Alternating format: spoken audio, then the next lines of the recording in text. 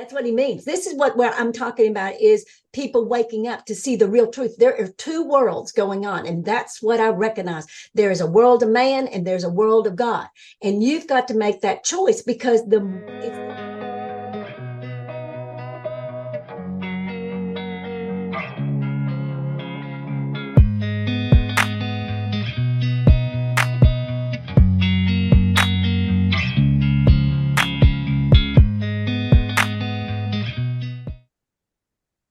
What's up, guys? Welcome back to another episode of Your Superior Self. Today, I am joined by Miss Jenny Drake. Miss Jenny, how are you doing today? I'm good. Thank you. I'm very good. Been up early, getting ready to do this. I think you might have the world record for near-death experiences. I don't know, but it's nice to have you on this show to champion those experiences and discuss those experiences in detail with my audience. So thank you for taking the time. Absolutely. I didn't even realize I'd had near-death experiences until I started talking about it. And then a couple of doctors and friends of mine, there's a doctor, she said, that sounds very much like a near-death experience. And I said, well, really, it's an out-of-body experience. See, what's the difference is because I've had two drownings. When I was 11 and 16, at 11, I was at a lifeguard, class. That's what I wanted to do is I was a swimmer and a diver. So I've been doing this for a long, long time.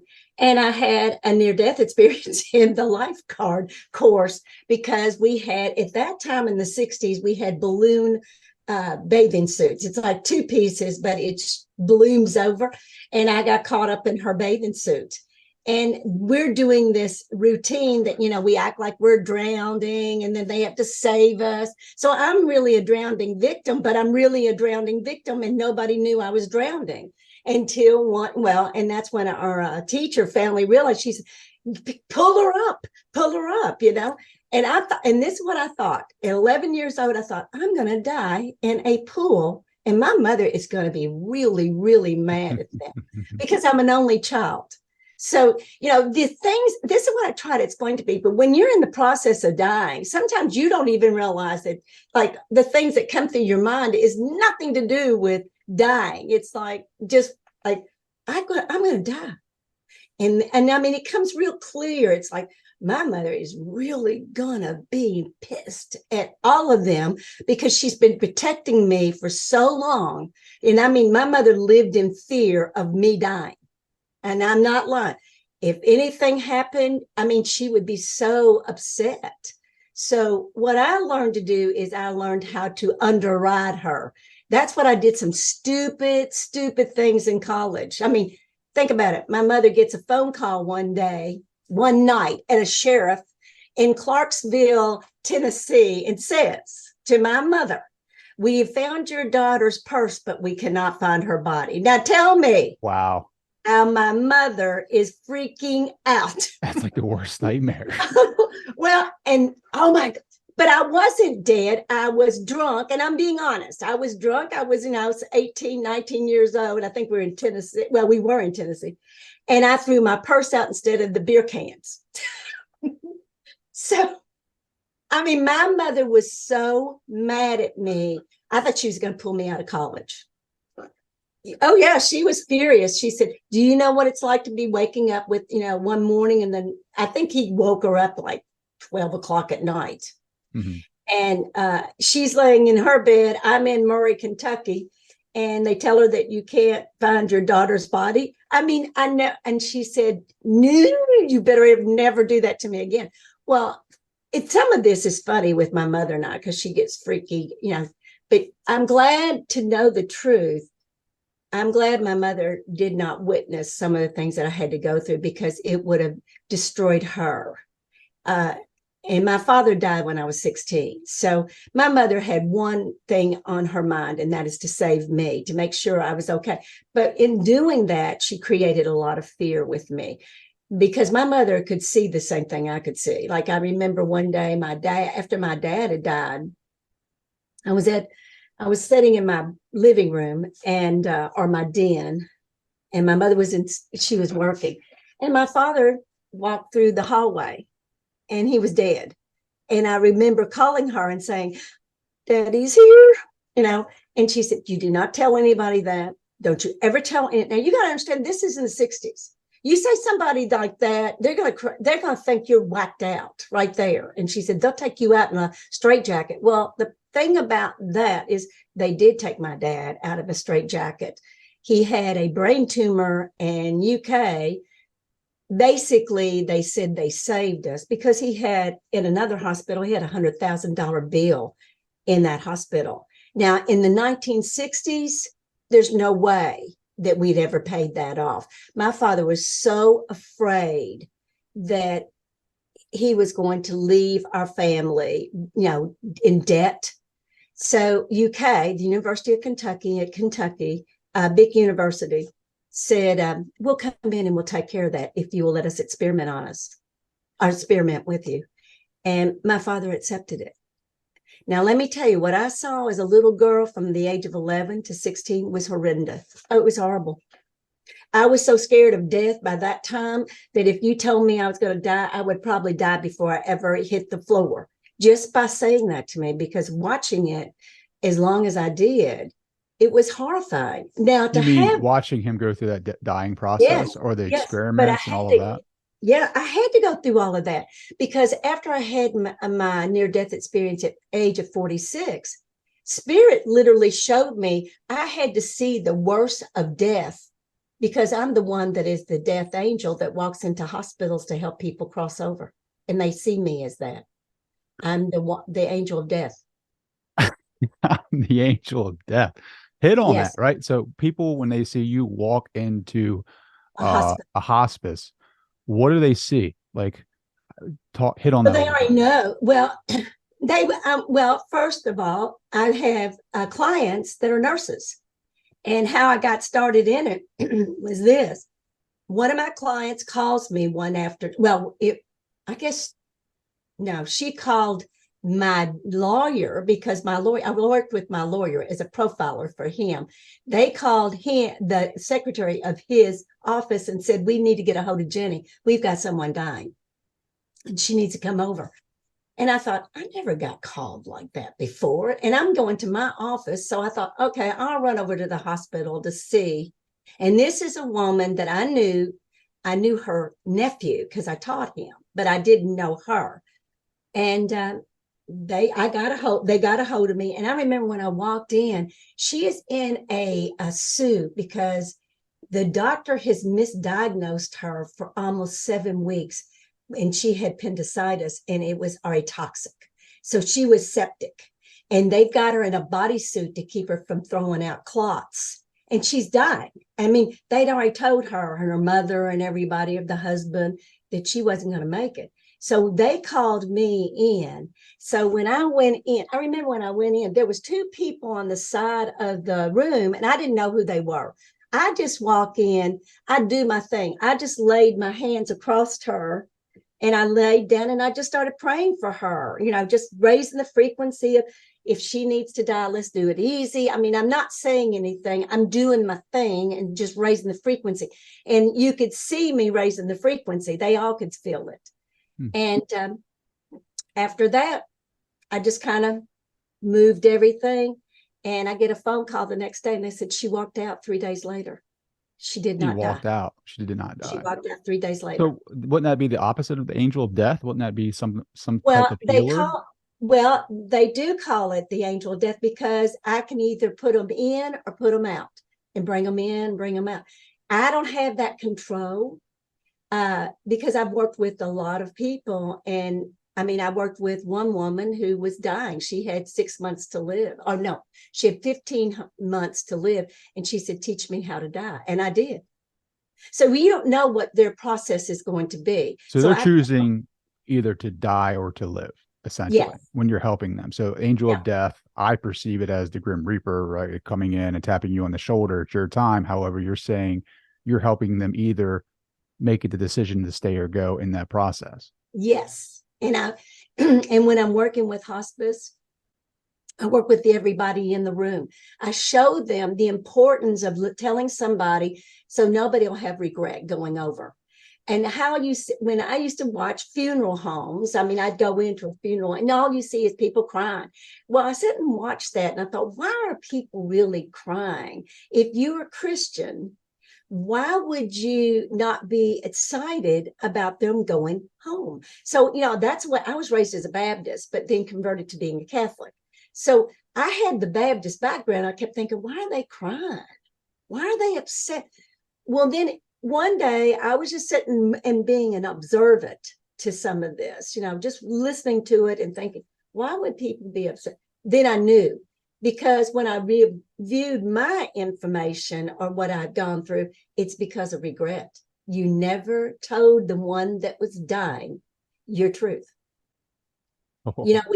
Oh yeah, it's big. Your truth. Have, like, what does that mean? I've heard you discuss this. Your truth. Like your truth. Well, your truth would be is that you were upset about something, or that maybe you needed to tell, I love you. And I'm sorry you're going to go. And that people need to hear that. That's when you really cut everything down to the very simple thought is, I love you and I don't want you to go, but I know you're going to have to. And what I notice when I'm working with people crossing over, you've got to tell them, give them permission.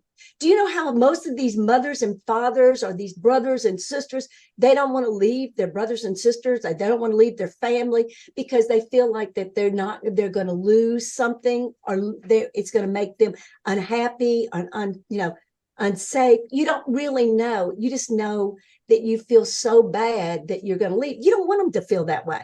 So you're creating an attachment for them, right? Like, yes. So when someone is dying on their deathbed, they feel so guilty about leaving individuals behind. They're creating an attachment that follows them through the other side. Well, it can be.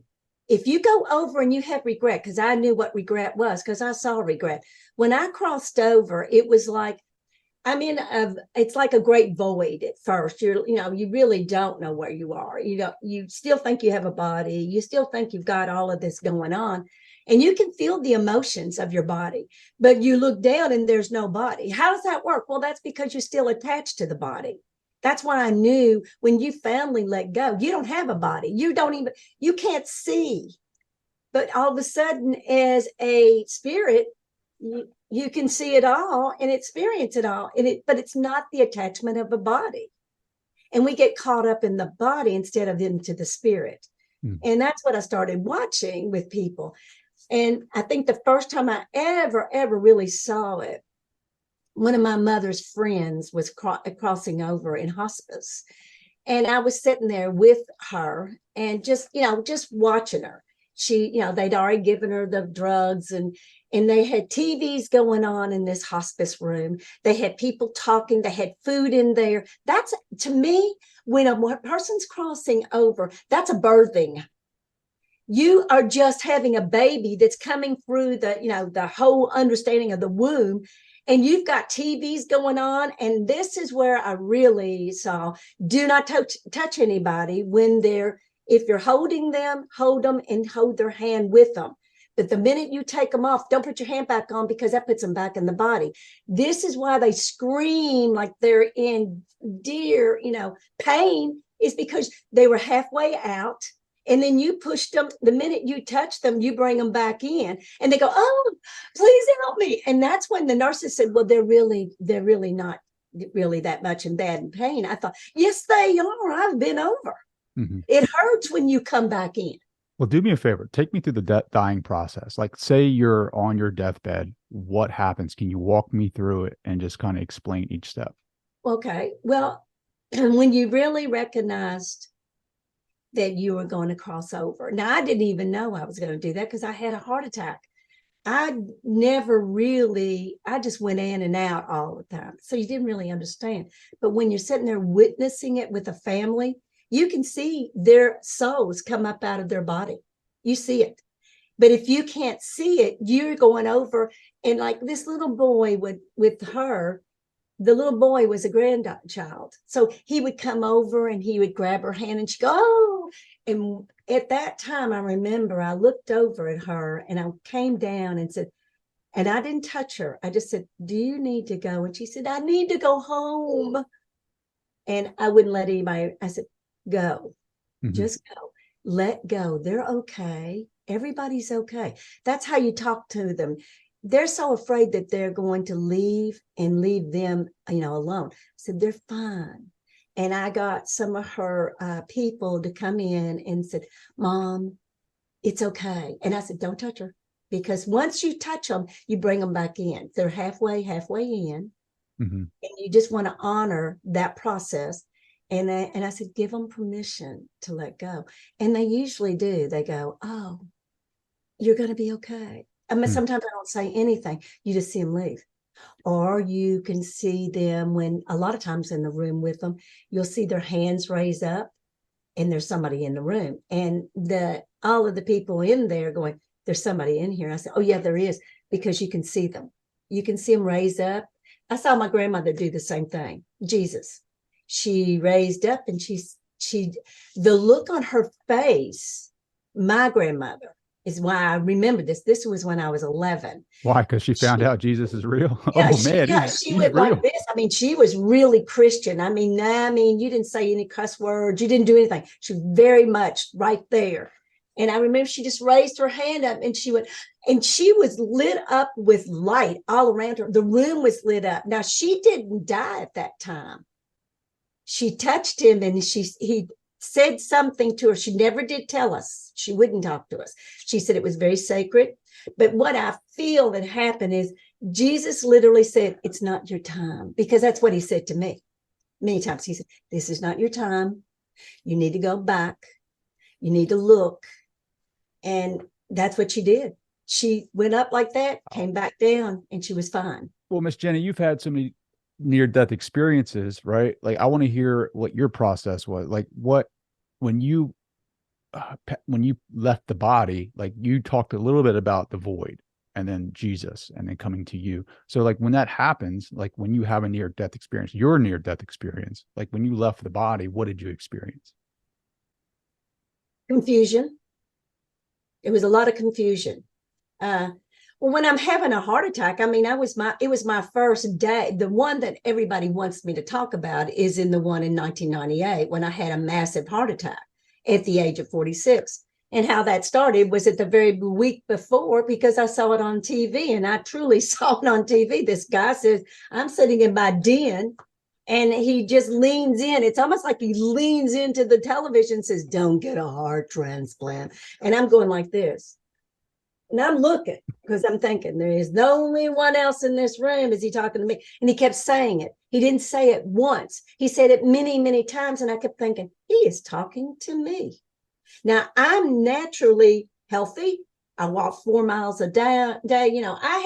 There was nothing that could have even thought to me to be a heart attack. Okay. But kept saying, don't get a heart transplant. I think this guy has either I'm crazy, and I've had already crazy things. I mean, I could talk to dogs. I was an animal communicator before I was this.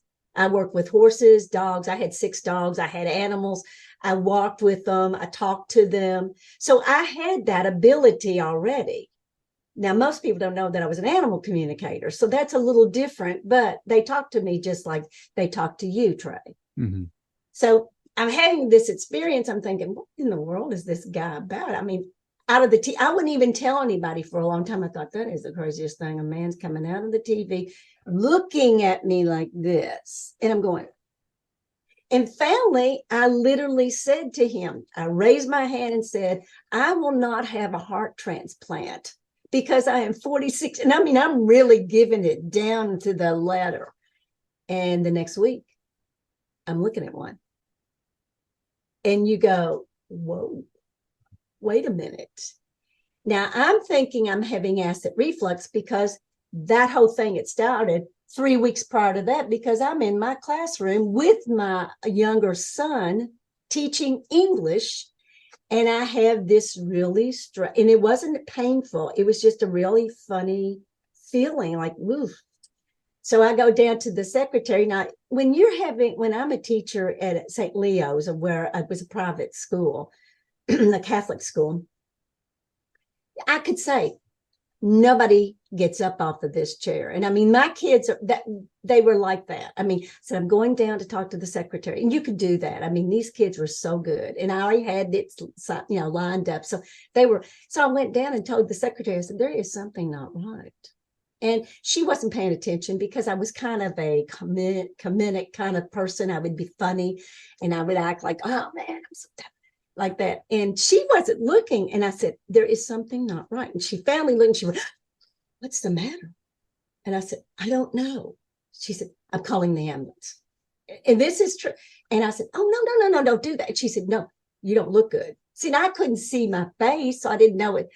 So the ambulance comes, and this is where you really get, because the guy that says, I said, don't take me over there by the kindergartners. They're in the playground and I don't want to upset them. And this guy looks at me and said, ma'am, you're not in charge here. I remember that. You're not in charge here. We've got to go here to get you over there. And he said, and then when he got me into the ambulance and I'm trying to explain, I'm very normal, but I mean, I'm just really having a strange feeling. And he said, well, what were you doing, Mrs. Well, and then he tells me my name because that was my married name at the time. And I said, I was just diagramming sentences in English. He said, well, no wonder you probably had a heart attack. And I thought, I didn't think that was funny at first. I thought, that's the work I do. So when we got there, I had acid reflux. And that's all it was. And I remember this male nurse said to me, now you let me tell you, you're going to think you're having a heart attack and you're going to come in here 3 or 4 times, but it's going to be acid reflux because it feels like it. And I thought, and when someone says somebody like that to me, I am never coming back here again. I will not ever embarrass myself like this. I will not do this. So I had pills. I had everything. Now, this time it was June the 2nd, 1998, my first day of summer break. I'm in my classroom with my son and some of my students. They're taking down the bulletin boards and getting things. And when I was having this excruciating pain, I mean, it was so bad. And I remember leaning down on my trash can and just sweat beating off of my face. And I don't get sweaty. I mean, I'm a runner. And I thought, that is not normal. I remember thinking, that is not normal. I'm even doing, some heart stuff. I'm thinking, what is going on? I'm doing this. I'm thinking, well, it must be acid reflux. So I go down and I get some Coke, thinking that will get me to burp or whatever. But it wasn't going away. So I just went back down to the secretary. And again, she says, what are you doing? She said, you look awful. I said, well, I don't feel good. I think I'm going to have to call my son. So I called my older son who could drive. And they said, just leave the van here. We'll get somebody to get it and bring it back to you, whatever. Because that's kind of a little town we are. Don't worry. We'll take care of it. Sure. So my son picks me up and I go straight into the hot tub downstairs. And that's when I knew, I thought, I really hurt my shoulder or something. I just didn't feel right. When I got into that hot tub, first, I didn't even get into my kneecaps. And it hit so hard in my chest that I had to get up and I vomited because we had a room for the hot tub. So I just walked out and I was at a farm and I just vomited and came back. And I thought, that is the weirdest thing. That I shouldn't be vomiting like that. I've got all of this going on. So I thought, no, maybe I never go up. So I went up 3 more flights of stairs to the other part of the house and went to my bedroom, and I'm laying there and my cats look really weird. At that time I had Ike and Tina. Ike and Tina. Yeah, they were kittens for Christmas for my boys, and we thought it was so funny because they would fight. They were brother and sister, but they both were looking at me going like this, and I thought, there is something not right. And they kept looking at me like I've never seen it.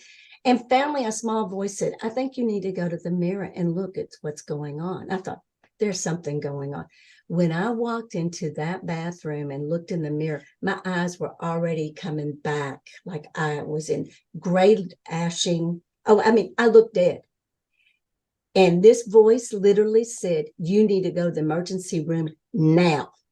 And so I ran down to the second floor And my husband at the time was on the phone with the doctor, and he said, I've got the pills coming in. We'll go get, I said, I need to go now. And we're about 20 minutes away from the hospital. And I said, I need to go now. And so he puts me in, and he said, there's nothing wrong. I think you're going to be fine. So when we get to the emergency room, he just says, I'm going to drop you off. And I think it's the same thing, acid reflux, but it hurts so bad. So I remember when I got in, the receptionist goes like this. I think, oh, they recognize me. Small town. I'm a teacher. I've done a lot of community. They knew immediately it was me. So they were going to put me ahead of everybody else. That's my thinking. And there's a nurse in there, and her name is Punky. And I went to school with her. Her name was Janet Brandenburg. She's no longer with us, but she was a nurse in the ER. When she saw me, she said, what's going on? I said, yeah, I think that's that acid reflux stuff again. So the guy that comes in, the male nurse that had already treated me 3 weeks ago, said, oh, she was in here and I told her this is going to, you could feel the conversation. I'm thinking, so they gave me the same kind of stuff, that goes down, and then it just kind of relieves everything. It's like, oh, it was wonderful. Well, this time it went down and it ejected out of my mouth to the wall. And that's when all hell broke loose in the ER. Everybody was coming, and they said, this dog, I guess he's a nurse. He said, this is a heart attack. And I went, did they say heart attack? I went completely out of my body. Right then and there. Oh, yeah, because when you get trauma, that's traumatizing to think it's not what I thought it was. What are you talking about? And I remember I could see myself, part of me over here in the table, but a part of me in the corner going, what's going on now? And trying to analyze it. I thought, how can that be? How can I be here and over there? And then I fall down into my body, and I'm seeing everything from my solar plexus. And I thought, that's not normal. You cannot see through the part of my stomach. And I understood all of this, but also there was somebody in there with me. And what it was, it came up behind me and it squeezed me real tight. And that's what it felt like, that somebody was in there with me. And they were holding me from their back, the front of them, and pulling me back to them. And all I kept hearing them say, just be still. Peace, be still. Breathe. I thought, who is this talking in here? Who could be in here with me when I see myself over here and they're all running crazy? I mean, it's like everything's like, oh my God. Slow motion. Yeah, everything's real slow motion. This is when you really recognize you're going out of body. Especially if you've had a car accident. I've had 5. So I know exactly what that means. And you already know, because I've done it 5 times. And I think, oh my God, I'm going out of body. So everything slows off. But let me tell you, that is really a protection. Because when you come back into your body, it's like it's really hard. To me, it was. Now, there's some people that say, no, it wasn't. I thought, yes, it was. So when I've done that, I knew everything was real slow motion. I've had car accidents, and I've had accidents before. So everything slows down.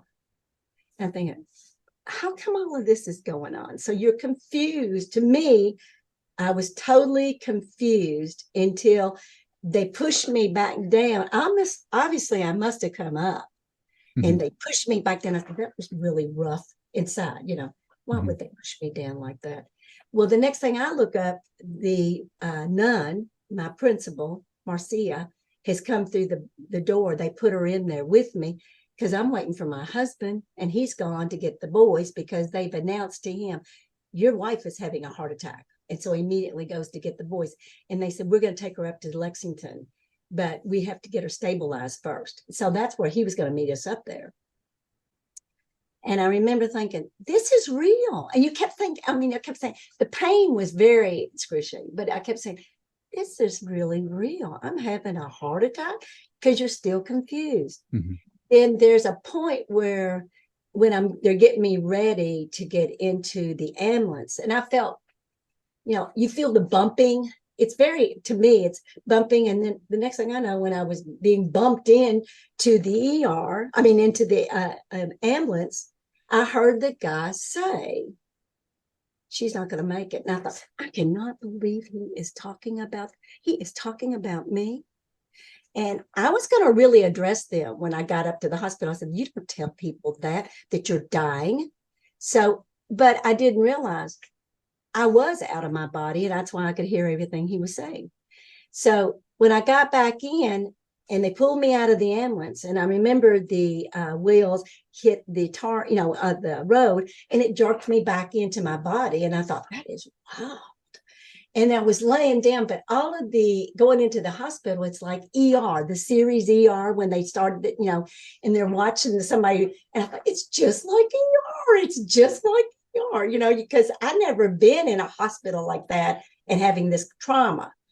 And I thought, that is really weird, but I couldn't talk very much. I looked up, and 3 of my friends that were teachers, they must have left school. They were there with me, but they all went right up to to Central Baptist to meet me. And I couldn't talk. They said, let's just do this with your eyes. Twice is going to be no. 1 is going to be yes. Are you okay? And I said, no, I'm not okay. We were talking, but I couldn't talk because the pain was so excruciating. But there, at that time, my husband or my 2 boys were not there. And I remember the look on my friends. It still makes me cry because I thought, that's the last time I'm going to ever talk to anybody. And I'm not going to see my children. And it was just, I'm leaving. They're wheeling me back into the to the operating room. And I'm not terrified. I'm just saddened that I didn't get to say goodbye. And so I remember I walked, I'm laying down. And the nurses are, they're all, how are you doing? What's going on? And I'm going, well, I think I'm having a heart attack. You're trying to. And my doctor comes in, my cardiologist. I do not know him. And he says, well, I see that we've got a little problem here. And I remember thinking he was just really, he was young. He's a surgeon, and surgeons have a tendency to think that they're so much more like God, And the thing that I remember when I went out of my body, because he's talking to me, but I'm still listening to it, but I can see the bottoms of his shoes. Now, how can I be when I'm laying flat on a table? Because he also had a pin on his coat, which he hasn't even gloved up to really work with me, but he had a pin. And I remember he leaned over and the pin dropped. I saw the pin drop, and I thought, that is weird. And the next thing I know, I'm looking at the pin on the floor, and I thought, that's really weird. But I'm looking at his shoes, and they were Kohans. I used to wear Kohan shoes. At that time, they were $350 a pair. And I'm thinking, oh my God, he doesn't even have booties on. Now, these are crazy stuff, and if I get blood on him, he's going to charge me for those. And this is what I thought. You don't think the same way that you think you would. I wasn't in fear. I was very concerned that I was going to have to pay a lot more money. Isn't that weird? So I remember when they said, well, we're going to give you, they gave me dye to run through my groin to get into my, and I remember it was a screen, and I said, I want to see it. And the doctor said, you want me to watch that? I'm going to go up through your body, and it's like a saw, and then we're going to take the clot out, because it was a 99% in the aorta. Mm-hmm. Mm-hmm. That's why they were really shocked about the whole thing. They thought and I remember when I saw it, it was like, and I mean, all of a sudden when they broke it, I went, oh, I can breathe. I can breathe. I thought, well, I can get off that table now. Let's just go. And they said, no. Now, this was in the 1998. They don't have that. They didn't. Oh my gosh, they're so much better now. But I had to have a sandbag, and because you could just bleed out because you're in an artery. I did not know. They said, you got to lay down. And I mean, I was feeling so good. I thought, I'm free. I'm okay. So I'm letting there. And here comes this doctor, my cardiologist. And he said, you need a heart transplant. And I went, pardon? Well, I'd already heard this a week before. And I thought, what did he? Oh my God. He said, you will have only 6 months to live if you don't take this heart transplant.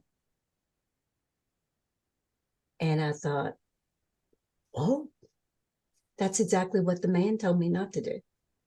So I looked at the doctor, and like I said, I didn't have a connection to him. I just said, no. And I remember very clearly my husband came in and I said, I'm not doing it. And they were mad at me. They felt like I should have gone on and do it. And I said, no. I said, I'd rather you have 6 months. And I remember that. I said, I'd rather have 6 months to really be with my family. I just knew that was the right thing. And I remember that, and they were really, the doctor, the cardiologist, was very angry because he said, you're 46 years old. The only thing that's wrong with you is you've got a bad heart. We can give you another heart. Well, you have no idea at that time what a heart transplant looked like. It was, I just couldn't imagine ever being like that. So I got this next day. Now, this all was happening in one day. I mean, I came in late the night before, and it was really late when I got up there. And I remember the priest came in and talked to me that night. He did not give me the last rites, but all of my friends were over out in the hallway screaming mad at the priest, because that wasn't the priest that we went to school. We had in the parish. That was our priest in the school. So they were mad because Father should have been there. Father Frank should have been there with me, not Father Moore. And I remember thinking, why are they all upset about this small stuff? Because this now is like really small stuff. It's like, why are you all bent out of shape over this? I'm laying down at this, if this priest is going to give me not the last rites. He did not. He gave me sickness. And I remember thinking, why is everybody upset about this? Because it was just a different kind of thought about it. Who cares what priest is here?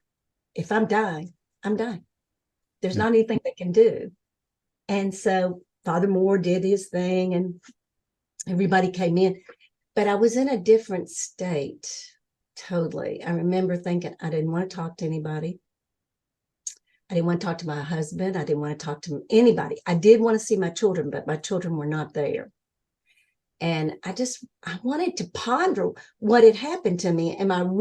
This is really happening to me? Because you're such in a state of mind that you're confused what's going on. You're not recognizing anything that you've ever been in there before. I mean, I've had 2 children, so I knew that, but it's not the same. Yeah, but when they tell you have 6 months, right? Or have this transplant, or you have 6 months to live. That's totally different. But you still don't even register that yet. I mean, it's still like you're in shock.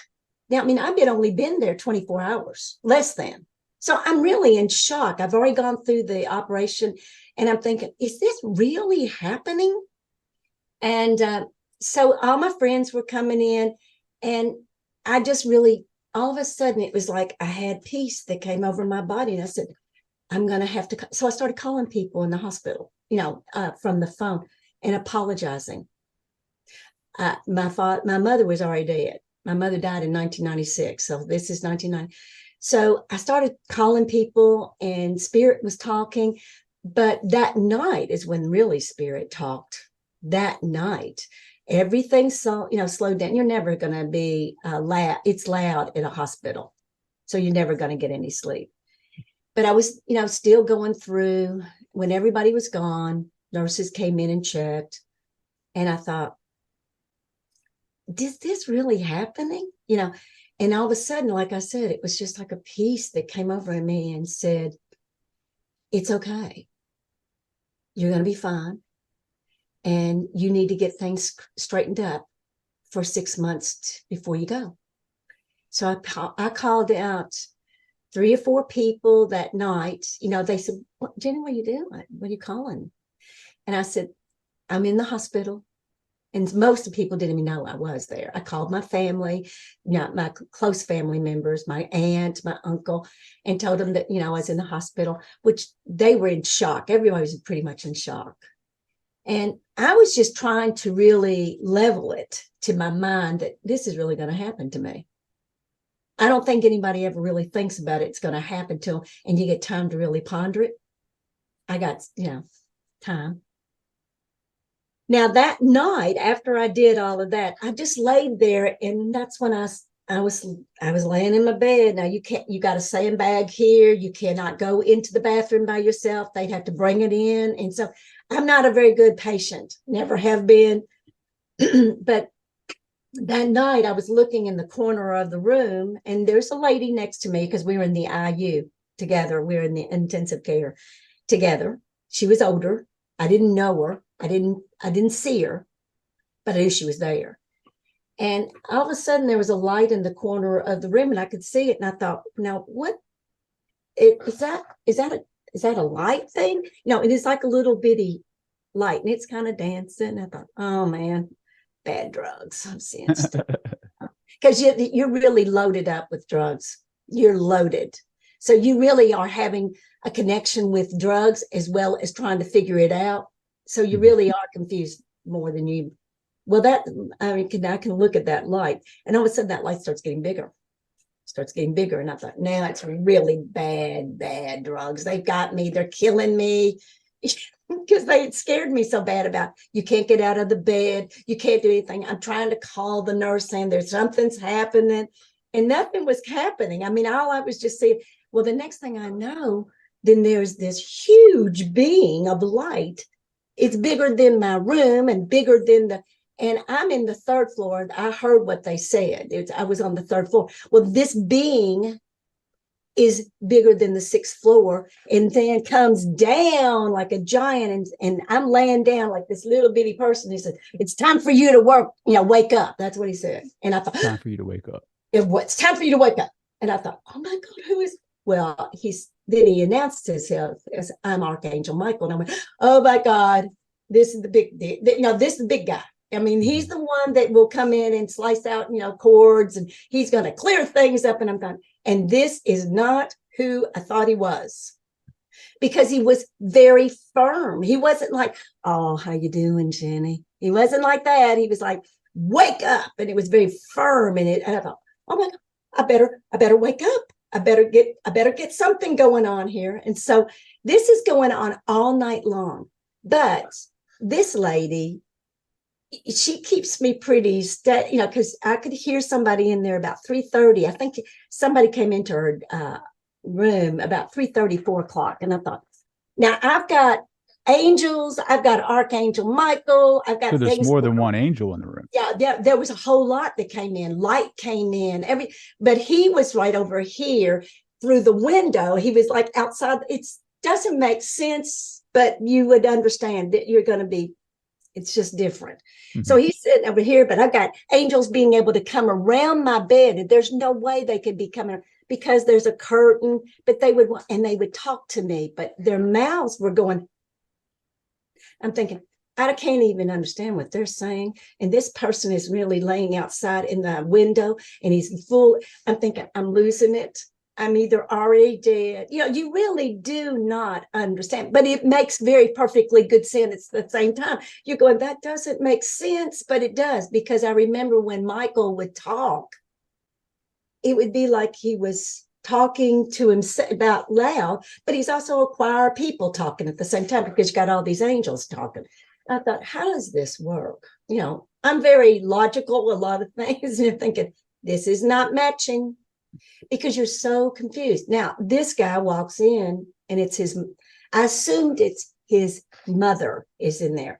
And so he starts talking to her, and all of a sudden it's like, that is the narrator of the National Geographic or the Learning Channel, because that's what I was a teacher. That's what you listen to. And this guy is talking. I thought, oh my God, that's the National Geographic narrator. Now, now you're really confused. How can that man be over here? How can this be going over here? So you really but when it all comes back together, you got it. And I'm thinking, well, she ends up dying, and you feel it. I mean, I'm not aware that I felt it, because you don't have to you're still learning it, So the nurse came in the next morning. I think it was about probably 6:30, 7 o'clock. And I said, did she pass? And she said, yes, like that. And I said, was there somebody in there with her? He's, yeah, that was his son, her son. I said, you know, that man sounded just like the National Geographic narrator. And she went, it was. He's from California. That's who. And I mean, it was like, it was real, because I knew I had a real connection there. This was crazy, but this was really happening at the same time. And that's how spirit will make you wake up, because you've got to have an understanding on the side over here as well over here, so you won't think you're crazy. So I knew I wasn't crazy. I knew. And I told the nurses, I said, there was a lot of stuff going on in here. And these nurses, they were young like me. I was 46 years old. They're young. So what they're looking at is there's possibility that could be them. I mean, this cost a lot of energy around a hospital when you got somebody this young coming in. It puts a different kind of understanding with all these young nurses, because they're like me. So they came in, and next thing I know, now they've told me, these nurses have been very clear, do not get out of that bed. Do not do anything. You will all you have to do is, they had my little buzzer right there. So when they came in, the next thing I know, what they're going to do is they're going to say, we're picking you up. We're going to put you in the wheelchair. We're going to put you some oxygen over here, but we're going to put you up and we're going to put you on a treadmill. And I went, oh my God, they're going to kill me. They've already told me I can't do anything, but they're going to put me on a treadmill. I thought, oh my God, they're going to kill me. Now, I used to walk 4 miles every day, from the one, everything I did at school. Then I had a farm and I did so I thought, oh my God, they're going to kill me. I've only been here 3 weeks. And I think that was the second day. And they said, just do it. And the nurses kept saying, just be really strong about this. I thought, they don't care. They're just going to kill me. And they were trying to line up the oxygen tank for me, and they dropped it on my back, on my shoulder. I said, that's it. They're killing me. That's exactly. I mean, I look back at that and I start laughing. So, okay, we get everything. They're wheeling me into an elevator, and there's a woman in there with me. She's a nurse. I think that's what she looked like. And she said, would you do something for me? And I'm already preparing to die. I'm an actress. I have an acting background. So I thought, let's just get into it. I'm dying. And I remember saying, and this woman looks at me and said, would you touch me? And I thought, and I looked right at her and said, a dead woman? You want a dead woman to touch you? And the other 2 nurses are going to kind of like this. And then you can see that they're talking with her, she doesn't even understand what's going on here. So I thought, okay, I touched her. I remember she said, thank you. And so when we were getting in, we went up to I think it was the 4th or 5th floor, and they had the treadmill. Now, my cardiologist is already sitting out there with his Kohan shoes. There they are. And he's sitting there with it, and he's got all this checklist he's going to write down. And he tells them, they wire me up. They give me the acetone. It's like, I think it was, now they didn't give me anything through that. It was just see if I could handle it with the heart. And I remember I was going, okay. So I was scared. I'm going to be honest. I was terrified, because I thought, if I start walking like this or I'm going to die right here, and they're going to watch me die. That's what I felt. So I remember I going in this, and then now the nurses are going, I thought they want me to die. Then all of a sudden there was a part of me energetically that comes up, and I thought, well, I've only been out 2-3 days. So, and I just started really, and I mean, they turned it on, and I was like, yeah. And I was looking at that guy. Yeah, I remember, see, and he said, take it off, lower it down, take her back to the floor. I thought, man, I must have passed the test or something, because the nurses were talking, and they said, you did really good. You're so good. You did. I thought, well, then maybe I'm not that. Maybe, you don't really know. So I walk into that. I mean, they take me into that room. My husband's in there. My personal doctor from my hometown is there. I've got the cardiologist there. I've got the manager of the hospital there. And there's another man that I don't even know. And they're all talking about me as they're putting me in the bed. They're discussing me, 5 men and me. And I'm thinking, well, why aren't they asking me? They're not asking me a thing. And they're going on, and then my doctor says, my cardiologist says, well, it's called shocked heart. And I thought, shocked heart? What is shocked heart? So I'm listening. He said, well, it happens, and the heart is completely come back. My heart has a stent, but my heart has come back completely healed. Now they're all discussing that, but they're not telling, they're just calling it a heart shock, a shocked heart. I raised up out of my bed and I said, I don't care what you call it. I call it a miraculous healing. And I laid back down like that because I thought I don't want to push anything, because if I get mad, I'm going to have another heart attack. So they all look at me and I thought, I'm not coming off of that. I don't care. Now my ex-husband my husband at the time said, that's what I said, no, it's miraculous.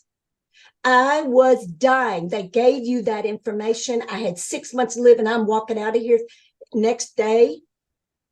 And you know what the nurses told me? They all came in, those 4 went, they were just so precious because they let me go to that night. They let me go and have a shower. They let me walk to the shower. Now I'm on the ICU, but they don't have those kind of things. So you have to they'll take you into a room, like they could put you on a table and they could walk. Well, they said, no, you go. And they watched me. The nurses were watching me go to that place to go shower. And they were just going like this because they saw it too. Mm-hmm. And they knew.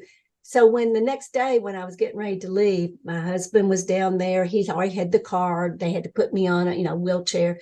And one of these nurses, they all came in and they thanked me. And one nurse said, please don't come back. And I looked at her and said, I'm not coming back. I don't want to. And what the nurse said to me as she was coming down, she said, you've given us hope. Wow. You've given us hope that it can be done, and you've done it. Please don't come back. I thought, don't you worry.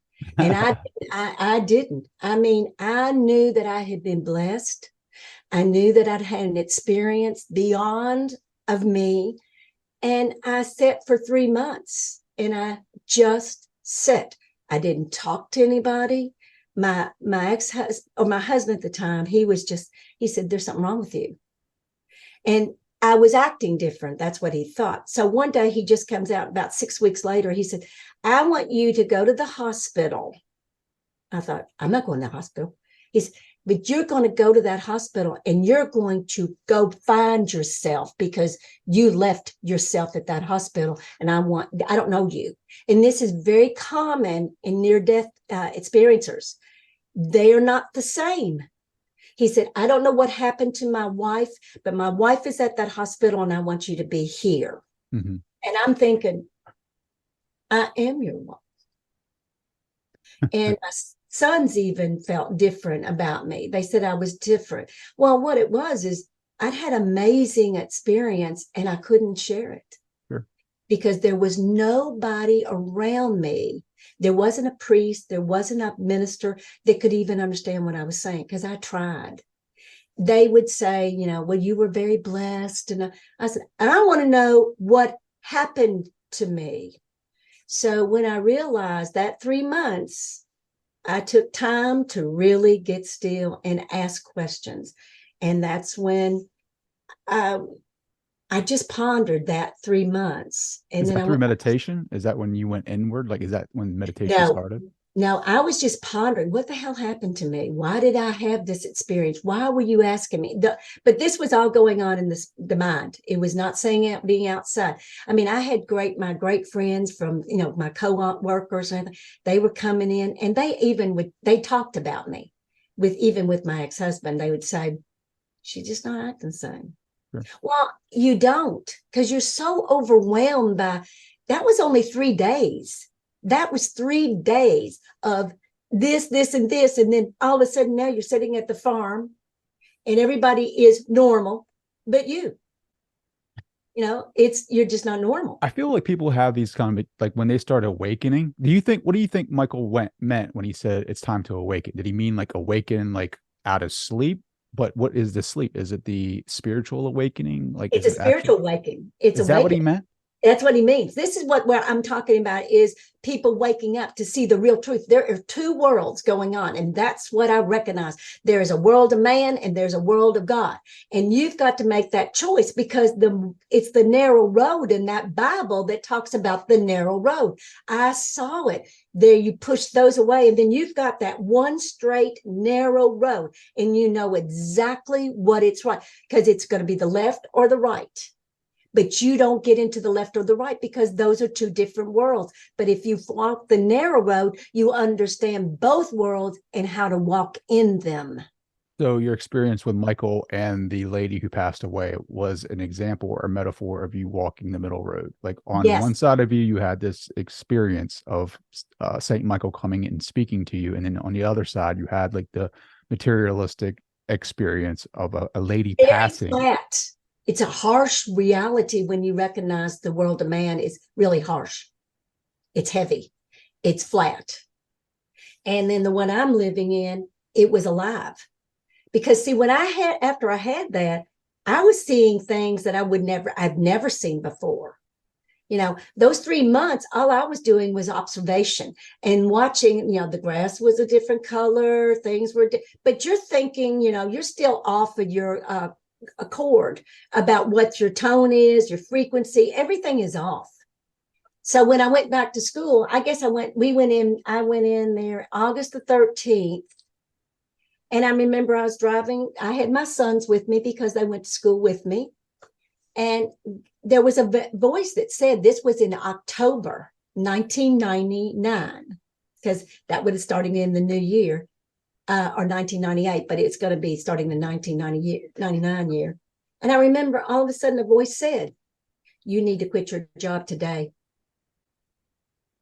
And I thought, Did you recognize the voice? Was it the same voice that yes. said, Oh, yes. Yeah, it's the same voice. But you know who it is. There is the other things that will come in sometime, but it said, you need to quit your job. And I thought, quit my job.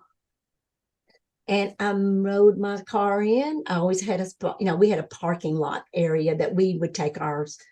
And I remember walking in, and Marcia was in there, my nun that I worked with. And she looked at me and she said, now she was sighted.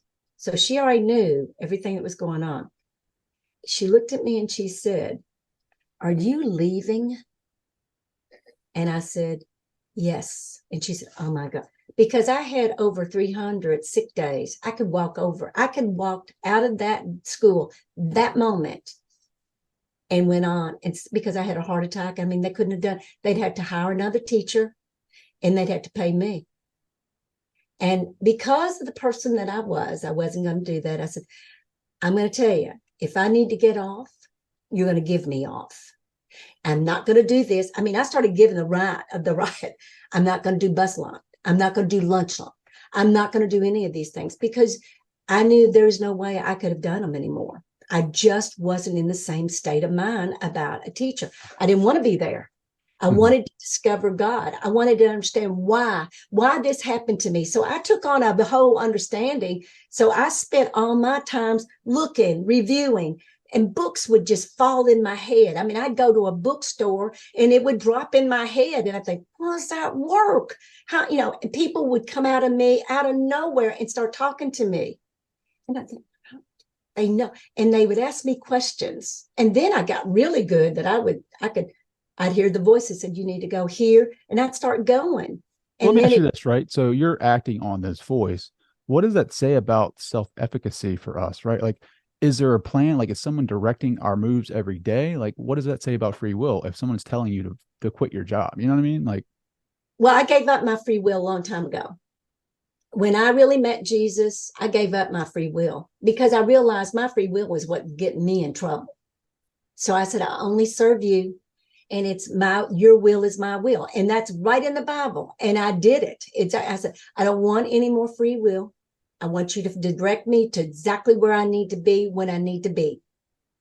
And that's what I did, because I really followed that voice stronger, because no voice in the world of man could even give me that information. They couldn't give me that peace. They couldn't tell me. I'm very willing to go. I mean, I'll sit down in the corner of my couch and sit there and I'll tell my higher self, or God or Jesus, whatever you want to call it. It's an energy, it's an intelligence. And I said, I need to go to the grocery.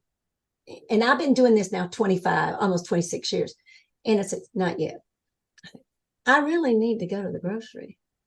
Not yet. I thought, okay, I really need to go to the grocery. Not yet.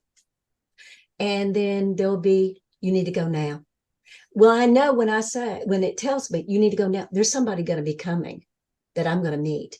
Every time I'll meet somebody. Or, I mean, last time I was getting milk out of the Kroger store, out of the, refrigerator. And I heard a voice that says, Ginny, I need you. And I thought, who is that? It was a woman that I went to high school with. Her mother is in the process of dying. She's already seen on my Facebook some of the things that I've talked about. And she said, can you just pray for me? I said, no, we can pray right now. We both had masks. It was during the pandemic. And I took my mask off. She took hers, and we held each other, and we just held each other and prayed for her mother. And I thought, that's what I do. Mm-hmm. That's all I want to do, is I want to give people peace that God is real. Every moment, every section, it is real. So let me ask you this, right? So you have a relationship with Jesus, right? But some people would say, well, that's because of her background with Baptist, or being a Baptist and a Catholic. What if like an entity or an ascended master came to you that was of like a Buddha or a Saint Germain or Krishna, all of those? Like, what if they came to you and spoke to you? Have they spoken to you? Like, well, you know what I mean? I have been a few of them, but I was reading their books. So if I'm reading their books, a voice will occur. Now, that's a book. And this is what Jesus said to me, and I'll show you exactly what he said. This is the Bible, because I was going through all of this with him, because I quit my job and I stayed there at the house for 5 years. But now this is the Bible that I had. And he put it in his hands like this. And he said, there is a Bible within the Bible. Now, and it turned into water right in front of me. Now, you can say it was a dream. You can say it was an illusion. You can say whatever you want. But I saw it, and I saw him do that. And he said, now dive in and find it. And I did. And that's why this book is now, this is a Catholic book. This is not a Bible. This is not a Baptist Bible. Mm-hmm. But the thing is, he was with me, directing me and showing me. And I mean, he showed me things when I was 16, when I lost my father, because I was praying for my best friend and my father in the 60s. My best friend was 15 years old, got caught, and was in a car accident and was in the process, in a coma, dying. My father was in the process of dying from having cancer. So I went to the church, because I was then a Catholic, because my father brought the priest in. He was a Methodist, but nobody at that time, Trey, nobody would come see my father, because in the 60s, they thought you would get cancer. Yeah. Like a disease. So I couldn't go to some people's homes because they were afraid I'd give them cancer. Now, and people said, that's not true. Yes, it was. I lived in it. I remember it very well. But I remember going through all of that and watching it. And I remember going to the church, and it was like late at night. We got the candles going. See, back then the church would open. You could go to the Catholic Church anytime and light candles, sit in the pews, be with Jesus, Well, what does Jesus say about other teachings, like the Buddha or Krishna or some of the other, like Yogananda or something like that? Like, what does he say about those teachings? Well, I think they're very much close to the same. I don't think it's... Because you spent 18 months with Jesus. Well, he talked about... Well, a lot of people that are Buddhist, a lot of my friends that are Asians that are Buddhist, you know what they tell me? You are a Buddhist. You talk exactly like a Buddhist. I said, well, Jesus talks like a Buddhist. The Buddhists talk like the Jesus. I said, I think they're all the same. It's just in your perspective, in what you've been raised in, will taint it, or it will improve it. And that's what Jesus said to me. He said, the world is tainted. Everything that's been touched by man is tainted. Now, what your job is, you go find the taint and pull it up and let people see it. That's what I had to learn to do, is go down to the Bible, find out, where is the real simplicity of the Bible. It's very, very clear. It's very, very simple. Can you give us one example of that? A good example is peace be still. Now, people think peace be still. I remember when I was trained with peace be still, you had to learn to feel what peace is. I had to go through and say, what does peace mean to me? How does peace feel? What does peace mean when it comes down into your body? How does that in your feet? I had to go through to find out where that was. And really, your mind is not in here. It's out here. So everything that's coming in is really being directed from outside, but it's coming in. Then you have to process within to bring it out. It's an inside job. Is that what that means? Like, what does it mean? Everything that you need is within you. Go within. Is that through meditation? Is that through meditation and like observing just the pondering. thoughts? Meditation can be a pondering meditation, a breath meditation. How I was trained at the very beginning is breath work. I was never taught to talk about words. This is what I was told. And now my higher self would say, this is what you're going to do. You're going to get that clock. You're going to look at that clock. And I would. And then I would just fall down into my body. And I would lay down just like I was in a casket. And I would just lay there. And sure. Now at the beginning, about 6 or 7, it took me 6 or 7 months, because I would be sitting there going, oh my God, my housekeeper needs to get in there. You get caught up in all of the distractions outside of you.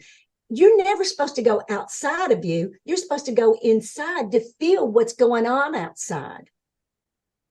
Mm-hmm. And that's when you really have, because I remember they told me, or the voice said, look at the clock. And I did.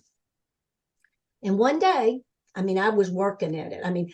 They would tell me about the breath. Take the nostril breath and you go down, and they would say, wherever you stopped it, remember you stopped it. Then you go down past it.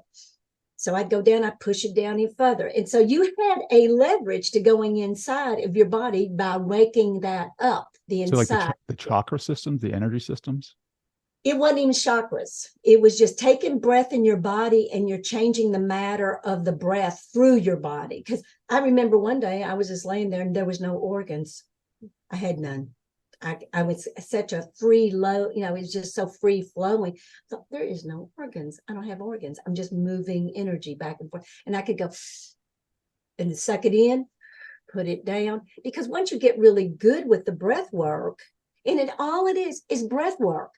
And that's why I was practicing pushing the breath in, holding it. Where is it in my body? Push it down even more. I remember when I got it all the way down to the bottoms of my feet. And I thought, I've got my breath up here, but my breath is in my feet. And then I pushed it, and then the universe and the earth kind of opened up at the same time. It was like the earth literally grabbed my energy and just pulled me down into the earth. And I just went down.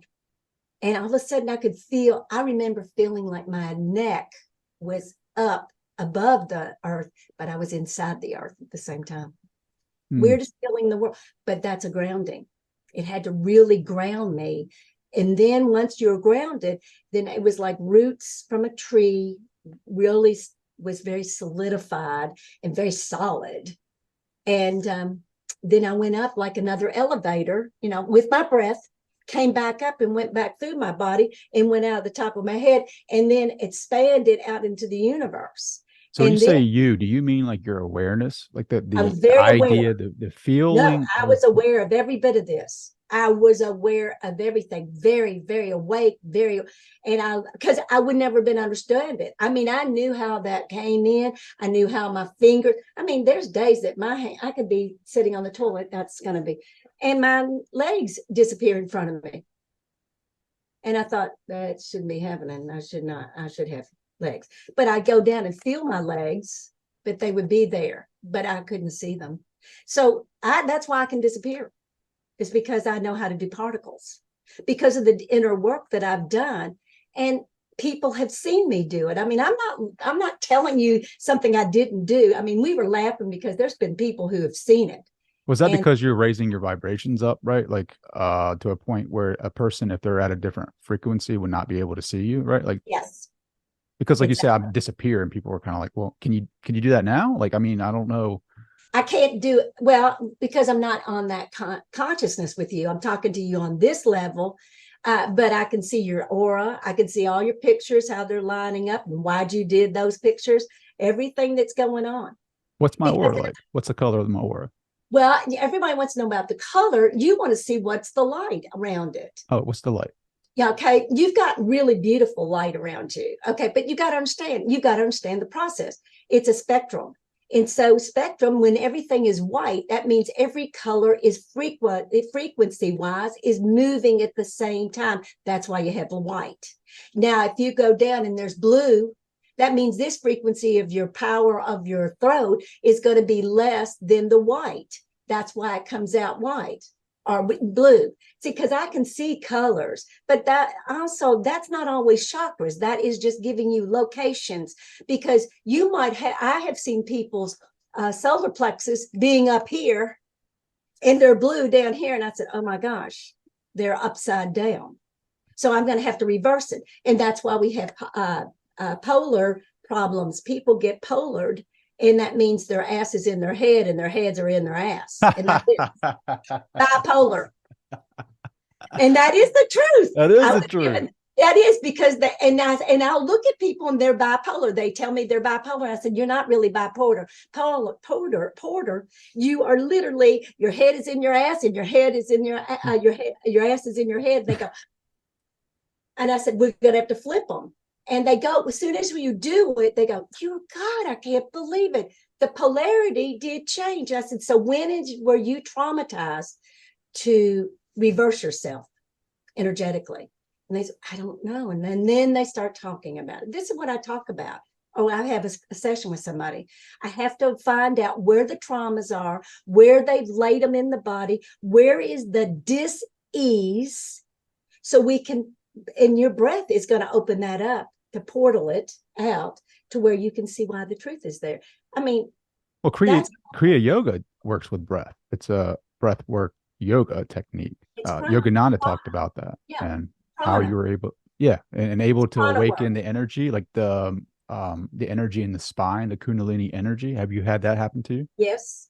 Oh, yes. So that's a real thing. Kundalini energy is a real thing. Yeah, because you can feel it go up, but also you are so electrical that when that all happens, there's a different thing. It starts coming up. Well, how I feel it, it goes up and down like this. You can feel it. Then all of a sudden, they'll start making a rotation and starts going up in spiral. And when they're in spiral, that means you're in the heavens as well as in the earth. And you're the link between the heavens and the earth. You're the true link. And then you expand yourself, and then you are in it completely. You're in it. What does it feel like when you're in it? There's no words for there. You don't have words. You feel it. See, words are flat, because the words that we're speaking, I was an English teacher for many, many years. And when I started studying English, I realized the English that we're learning is not the English that we have been trained to have. Think about it, flower. Now, if I just say flower, you don't know what flower I'm talking about. Flour or flower. That's a confused word. Japanese have the hardest time with English because we have too many words, and we have too many words that sound the same, but they are not in context the same. And that's what I was looking at Mexicans, and because they have accent marks. This is how you recognize. We have no accents. We have accents of breath or the way we say it, but it's not the same way the word is. Sure. I mean, that's why it's so hard to interpret some things. We take it so literally, like the Bible. You read, like you said, there's a Bible within the Bible, and we need to go find it. But when I read it, I used to take things literally. Mm-hmm. But there's a lot of metaphor behind the teachings, right? Mm-hmm. And so how do we find the truth? Because you'll find it within yourself. Because when you really have that connection, you will know immediately because there's a knowingness about it. That's how I knew. I knew when I was listening to the Bible that it was so simple. I mean, it's so simple. It's not something that you like. The first time I used to read the Bible, it would be like all these, names, and finally a beautiful voice said, "Just look at the lesson. What did they learn in the lesson?" And I thought, and that's when I got into the firmament, because it's right there in the Bible. And I thought, why would they even have the firmament in the Bible if it wasn't real?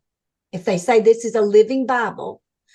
Then I remember when I was reading Jesus. What do? When you read a Bible, especially in the Baptist, they're going to have red words. All the words that Jesus spoke were going to be read. And I thought, well, if he's saying this, why are we not following it? Well, what did Jesus, when you spent all that time with him, 18 months, like what did he say, how we portrayed him in the Bible? Was it accurate or is it inaccurate? Because there's so many different philosophies about Jesus and who he actually was.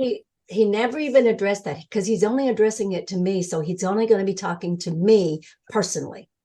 And he knew everything. That's why I said, when he started telling me the experience that I was explaining to you, I was in the church with my best friend and my father. They're both dying.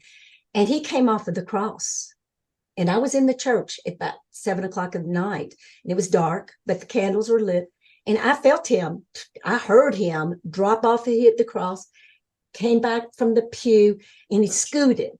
It's almost like when you're scooting on a pew. And he was the only one and I there. And he put his arm around me and he pulled me real close and he said, "I've taken care of them." Well, as a 16-year-old little girl, my God, they're going to live. They're going to live. Both of them died. And I went through hell, because that's when I didn't believe Jesus anymore as a 16-year-old. I went to college in hell. So you lost faith in him at that I moment when lost they faith passed? in God. I've lost faith in Jesus because I had the experience. So when, and I mean, I was not a nice person. I was very nasty. I was very angry. I had changed myself completely from all of that. I just wasn't a little happy girl anymore. I had a lot of experiences, and I had a lot of experiences. I was almost raped 3 times. And this is when I knew something was different about me. And it's not because I'm different. It's just, it happened the way it was. I was 19 years old and I was in college, and this guy was stalking me. He was probably in his 20s, late 20s. Now, I didn't know anything, because this is no small college. There's one campus. And I did a lot of library, because back then we did have libraries. We had to do that. We didn't have it on our phones. And he followed me. And I mean, and he was a good looking man. His name, I now know his name, is Steve Peace, Pese. And I mean, I think God is so funny at times, because remember, I had learned about peace. Peasace. This guy was named Steve Peace, and he was really nice, very tall, and but I knew something was wrong with this guy. I knew, and I had a date with him, and he had had a couple with him, and they were married. And the things they said to me at a 19-year-old girl shocked my mind. They were talking about sex. And I had not had sex, or, I was you're in a very small town. We were very much innocent. This is where God gets mad about the innocence, because they were saying things and it would hurt me. I remember going like that, and they enjoyed watching me go like that. They knew what they were doing. So I knew I was involved in something different, but I wasn't aware until you go back and that's why my company's called Revisions, to review it again from a different state of mind, because I thought, oh my God, they took my innocence right there. This is what they want with children. That's why they call it loosh. This is what they're doing. They're taking the energy off this innocence. But I didn't know that until later. Well, who's they, real quick? Well, that would be ones who are on a higher consciousness, that are needing the need of somebody's energetic fluids. Yes. They're vampires. And they're not taking your blood. They're taking your energy. your essence, your innocence. And I've watched it. And they can just go right up to you and go, and I've seen them do it. So these And are beings of higher consciousness. Wouldn't you think somebody of higher consciousness would be the exact opposite? No, they have an understanding of higher consciousness, but they don't want to do it on that level of for everybody. No, they were taking it for themselves. I know exactly what they were doing.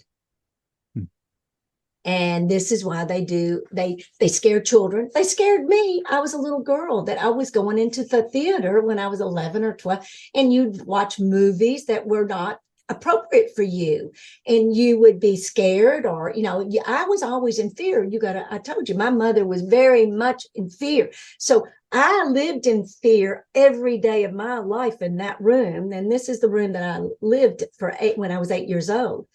And it would come out of the closet. That's why I announced about the red eyes. There would be red-eyed people would come through my closet. Now you go talk to some kids, because when I worked with children, they would talk about the red eyes. Well, I knew about the red eyes.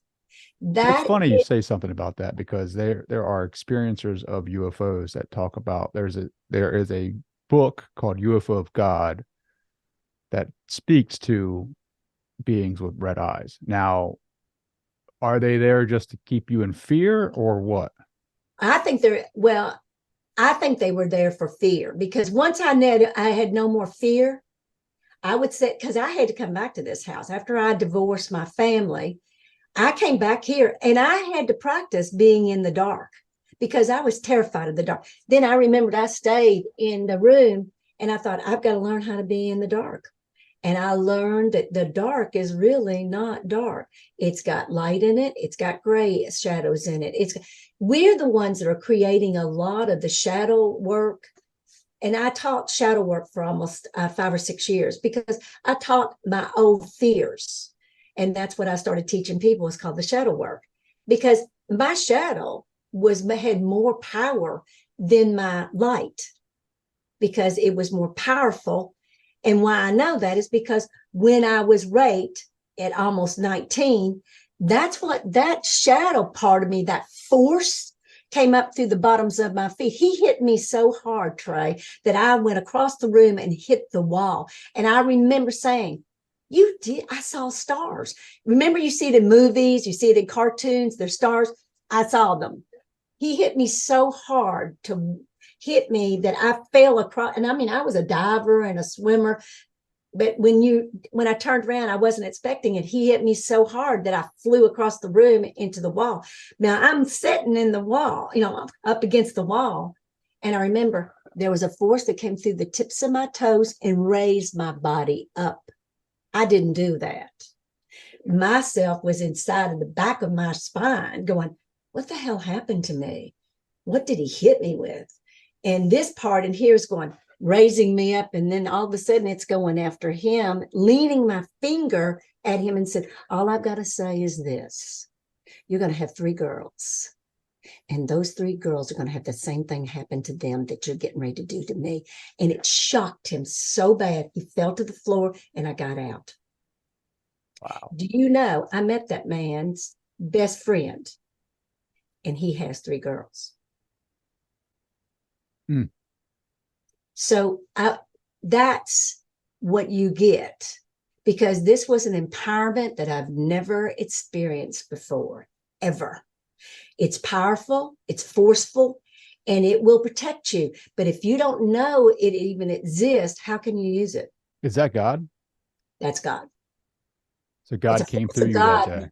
There's a force of God that you have never even addressed. And it's not for fear or anything. No, it's to stand in its truth. That's why I got up and stand in my truth the way I do. I'm not afraid.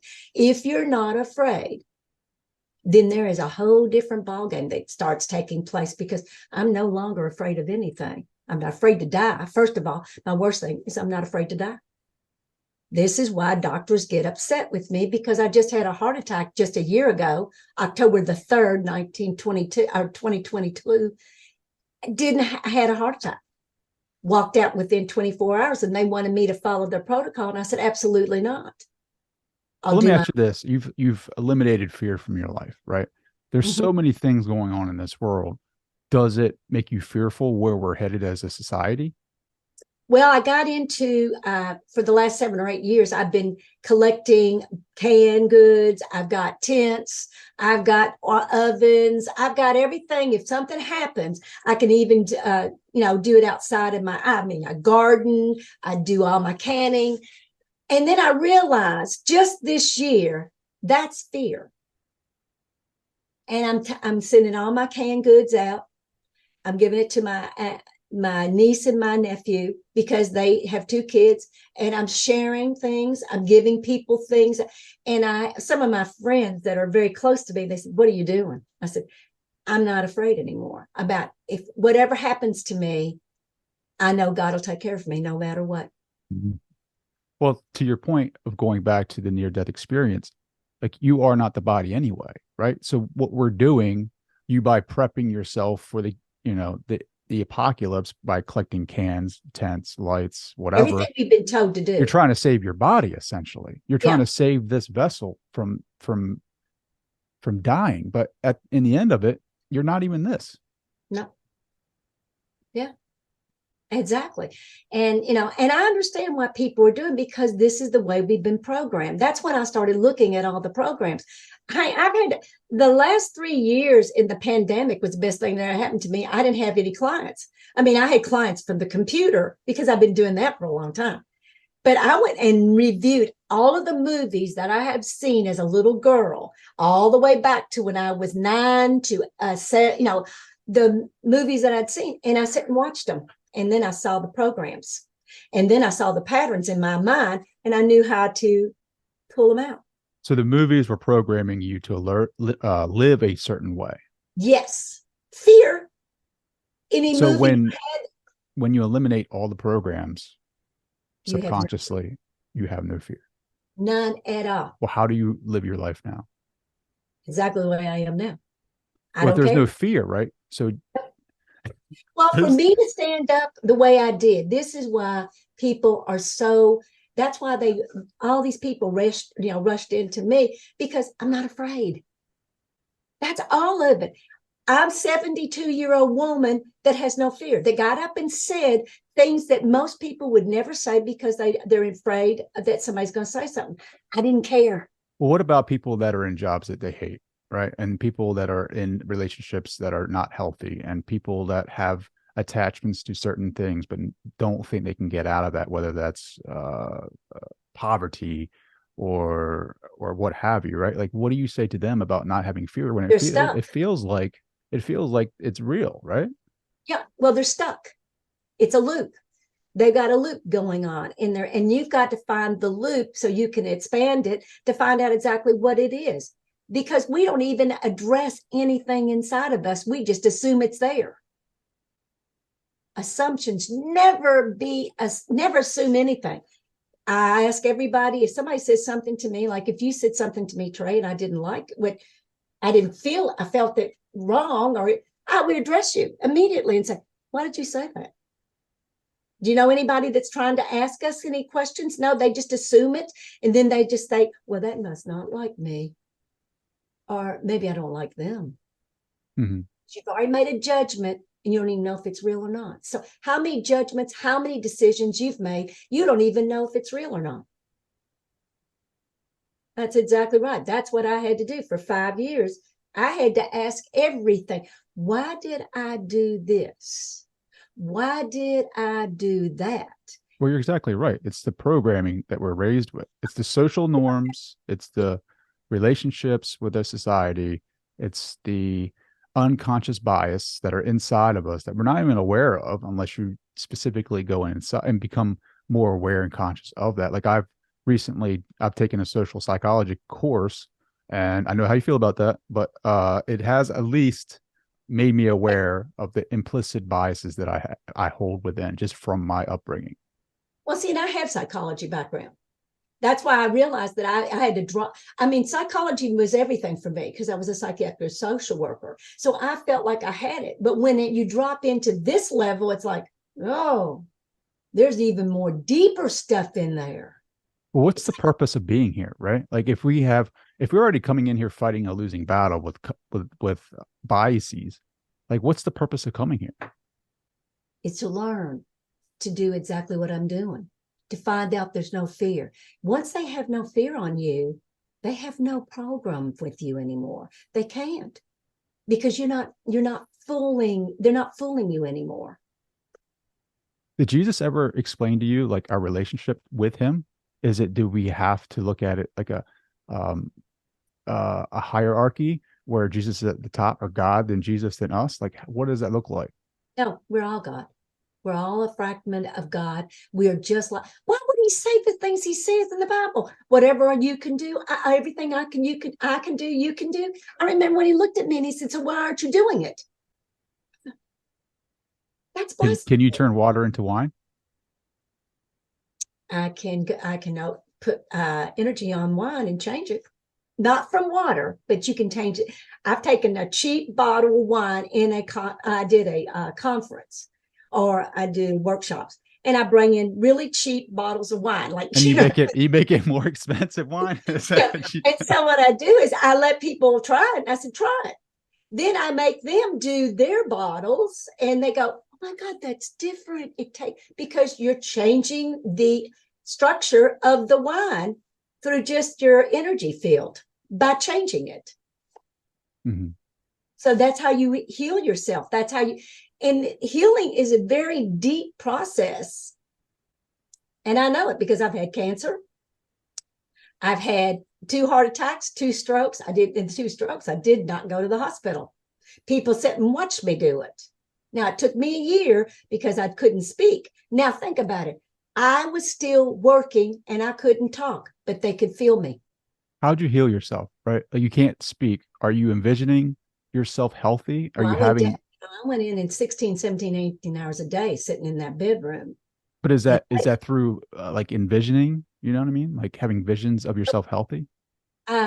no, that's affirmations. You're trying to affirm your body. You first better have a relationship with your body before you can affirm it.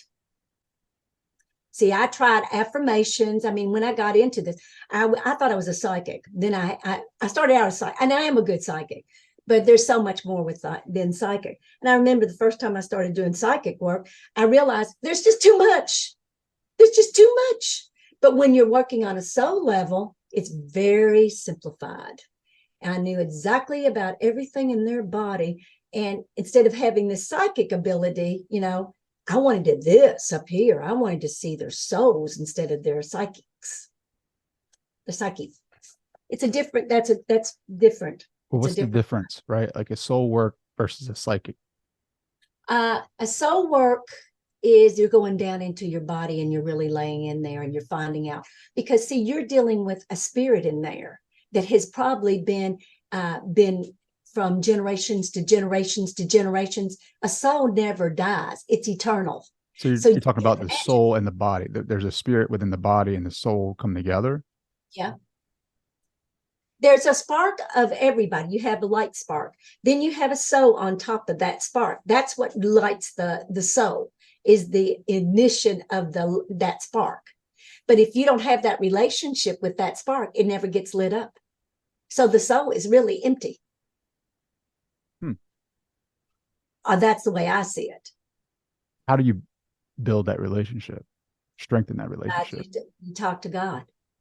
Goodness over doubt. That's what God came in one day and said, G-O-D. And I thought, oh, this is big. Goodness over doubt. Stop doubting yourself, Jenny. And that's exactly the truth.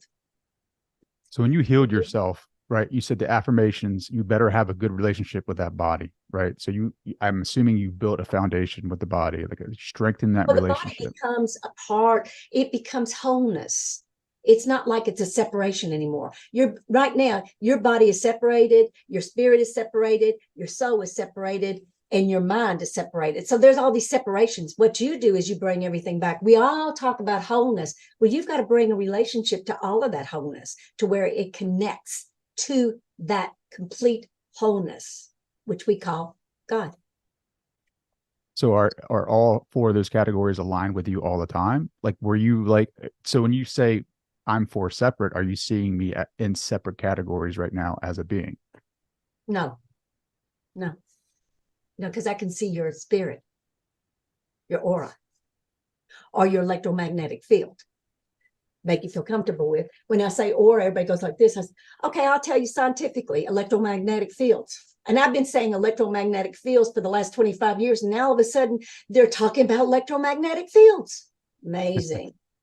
What are the ET phenomena, right? And I know I've heard you speak about this before. Are they benevolent, or is some of that man-made? I think a lot of it's man-made. Now there's a lot of people. I mean, all right. When I was in Florida, and I told Jeff this, and he didn't even want to touch it. I was at a person's house, and I was going in there to do some clean, it's just energetic cleaning and to see. And we walked in the backyard. Now, this was at night. Now, she has one of the oldest cities in Frankfurt, Florida. It was old, and I knew the area was old, and they had cedar trees that were just like in a circle, and they would just rock back. But we were in a circle, and I kept thinking, how's those trees know how to maneuver with us? I mean, we kind of moved the trees with. But also, she had a lake. I couldn't see it, but something like light would come up through the water, go, and I thought, what is that light on? And I finally told them, I said, what? They said, we don't even see it. I thought, wait a minute. Then all of a sudden, I'm seeing all these different things. And then there is a blue cat that looked like a cat, but it was Avatar that you see on the movie Avatar.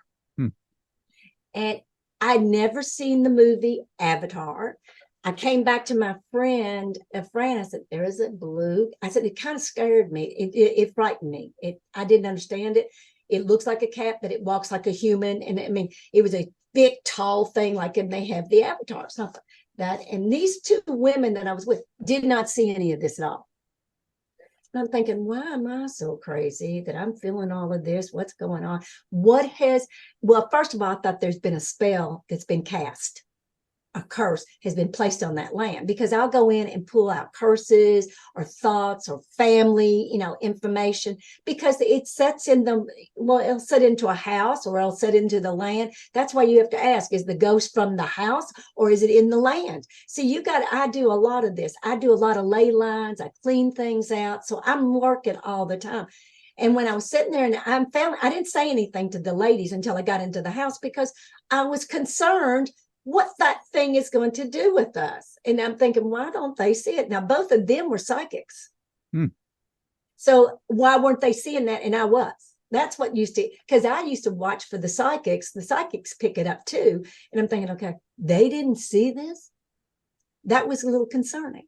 So I remember I walked into her house and I said, all right, we got in, and I could see the entity, or that cat thing, was sitting in the windows watching us. And I thought, my God, is he going to come in? How's it going?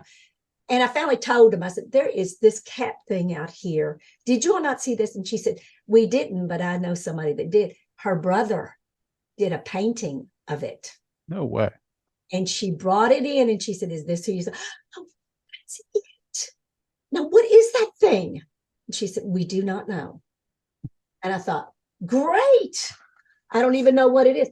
So the next week or so, I went to the movie Avatar. Now I'm sitting there, and all of a sudden I went, I couldn't breathe. And Fran looked at me and she said, what's the matter with you? I said, that's it. Remember I told you about it? And I'm going like this. That's it. Careful. That's that thing. There's a whole bunch of them. Then I realized, he's a movie person. Cameron, he's the one who did that he wrote it, so he saw it. He knew it. You wouldn't have been able to come up with that unless you'd seen it.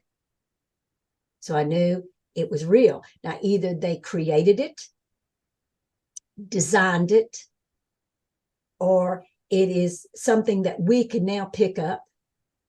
Because the minute they put a movie in front of you, then you've lost all of the understanding of it, because now they programmed it to you where it's going to be. So you don't even know if that's real or not. Yeah, that's the thing, right? Like, people would say, oh, well, you've unconsciously you picked it up. Yeah, you unconsciously created this in your subconscious, so now you're projecting that into your reality. And that's why I had to see it first before I could have been brought into it with a movie. That's what I'm saying. You want to see things before it happens, because I mean, we're being so programmed by the television. Well, heck, I've seen things come out of the TVs, and I'm not the only one. There's other people that see shadow people that come out of those televisions. I've Mm-hmm. seen them walk through the door. Yeah, but in your case, the person was trying to help you with No. the heart trans or Oh, the surgery, well, when right? I'm talking about the television, I'm just sitting watching the TV, and it was like a series or something. And then this thing walked out. There was a shadow person that walked out of the TV. Mm. And I went, wait a minute. I was on the phone with one of my friend, and I'm talking to her, and I go, you need to leave. What did you do? And this somebody came through my front door, not I opened this front door. They came through my front door, and I'm screaming. And she said, call 911, call. And then just walks right out and goes right through the walls of my house. And I went, never mind. Is that because you're so sensitive to that world that Yes. you're seeing the stuff? So, like, if somebody were to have an out of body experience, like I've read a lot of Robert Monroe's work, I've read a lot of Thomas Campbell's work, I've read a lot of out of body experiencers' work, and they talk about they're not alone when they get outside the body. Like there are beings and entities outside in the realm that we just, if you're not on that frequency or on that wavelength, you're not going to pick them up. Mm-hmm. I'm assuming that's kind of similar to that. Like I said, I was working on shadow work for me. I mean, my darkness. I mean, you have to look at some of your stuff. I mean, you have to really look at your shit, honey, because if you're going to really be honest with yourself, that means everything. And it's not pretty when you know what you've done, because I don't care what anybody says. You know exactly what you've done every time you've done it. You just programmed it back to where you put it somewhere else.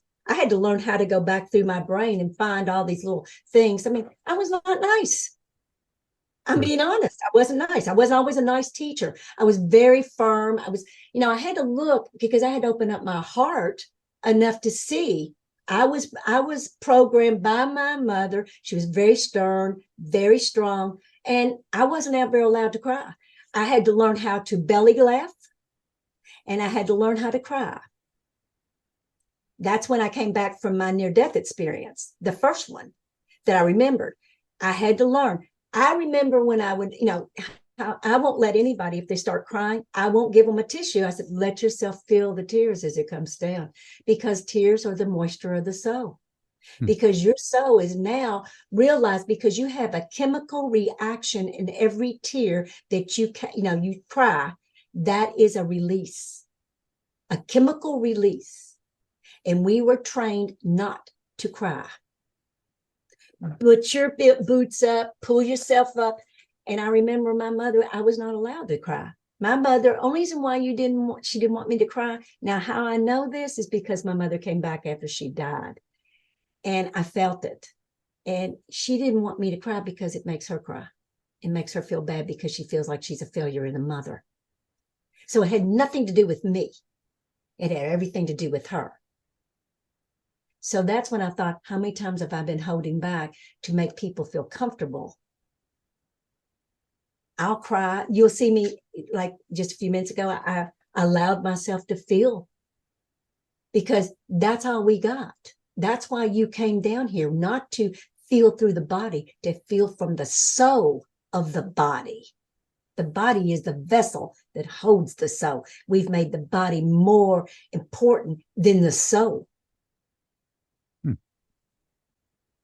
And that's all the way. So to feel it, to be in it, to acknowledge it, to honor Put that. your hands together. Put your hands like this. Feel energy between your hands. Yeah. Pull it up. Feel that there's a tension. There's like, you can pull it like taffy, kind of. Mm-hmm. Pull it up. Go like this. Open it up. Bring it back. Feel it. That's energy. Then go drop it over like a slinky. Have you ever seen slinkies? Sure. Yeah, you got a slinky in your hand. Just pour it It over feels there. like there is a slinky in my hand. That's It weird. is, because it is. It's alive. That spirit in your body. That's God. So when you say that we are God, Have we just forgotten that? Yes, absolutely. Now we're just starting to remember it again. And when we remember that, Then you have a whole different understanding about why you're here, why you are experiencing all the things you're. I'm just the generational one that is going to clear my generations. My father and mother came back to me and thanked me because I'm taking out all the curses, all of the fear, everything out of my lineages to get the next ones fresh, free, truth. Isn't that what we want? sure. That's how I feel anyway. The more I can give you information, the more you open up, the more your frequency is going to open up for your entire generations. Miss Jenny, goodness gracious. I've had so much fun talking to you. Well, thank you.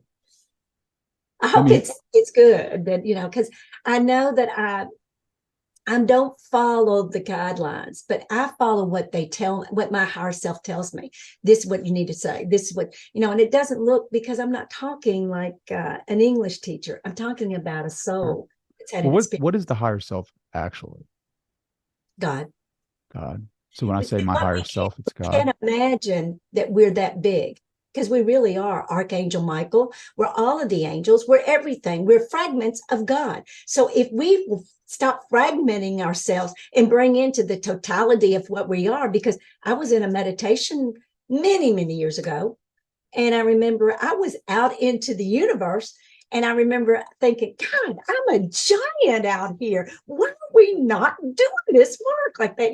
And I remember I looked down and there was puddles in my feet. And I thought, that is the wildest thing. And I mean, because I can feel the plasma of the universe, because it's plasma. It is like water, but it's plasma. And all of a sudden a voice said, that's you. That's the oceans. You're in the oceans. I went, I am a giant. Yeah, I could talk to you all day. Miss Jenny, what's that new website you got? It is called Divine. Look, I'm gonna Divine Kingdom. I'll have to send it to you. Yeah, just send it to me. Yeah, I'll I'll send put it it to in you. the link. I'll put the link in the description. Yes.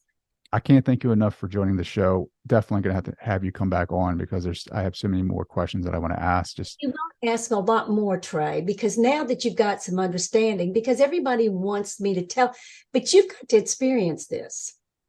And now you should be able to feel your energy field now. Feel it. well, how white is that light around me? It's well, right now it's real fragmented. You haven't ever come into the fullness of who you are yet. See, people come in here so I can sit on the couch with them. Now, I've gone through 3 different couches in the last 25 years because there's a lot of people that sit on those couches, and I disappear. And what it is, I'm not disappearing. All I'm doing is raising the frequency so high that I go into a mist. What do you think the Bible talks about the mist? All of that is about the form of the spirit. And see, that hit you in something, because all of a sudden your whole, did you not feel your body kind of? Yeah. That's how I see it, because I saw the light come around you really strongly. That's all it is being grounded, being balanced in your heart and connected in your soul. So simple, but not hard. It's so simple. We're going to talk about it next time. Miss Okay. Jenny, thank you so much for taking the time. Well, you're more than welcome.